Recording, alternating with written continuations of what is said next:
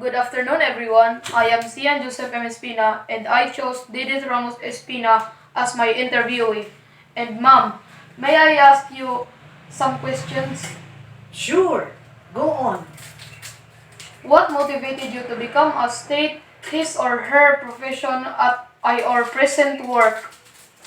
Well, I come from a family of teachers. So, I chose to be a teacher.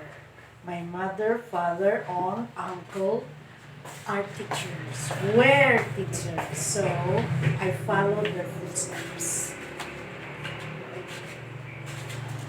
And what are your characteristics and skill that made you a successful state his or her profession or present work?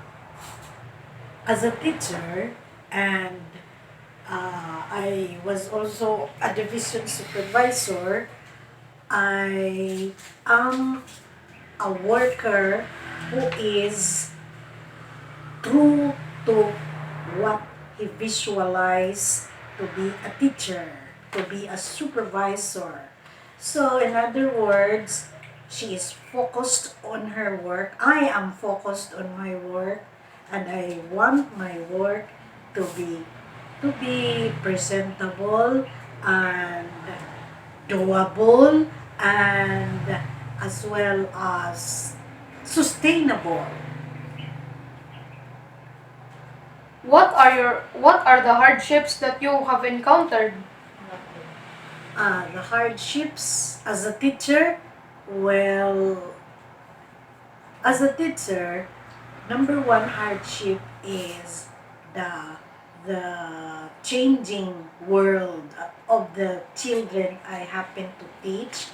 And as a supervisor, division supervisor, the the technology is very important in interacting with the educators I work with.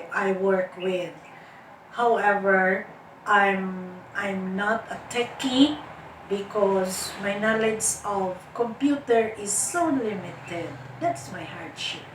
And the last question, what advice can you give to us who are also aspiring to become a successful one someday? Okay. Number one advice is you should be number one diligent with your work.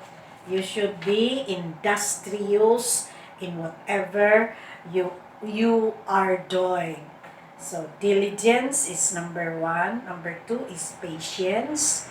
Be patient with the monotony in dealing with your work. And number three, I mentioned diligence, patience, and number three is obedience. Obedience to your superiors. That's all. Those are the three important qualities. Thank you for answering those questions. And thank you for being in my interview. That's all. My pleasure.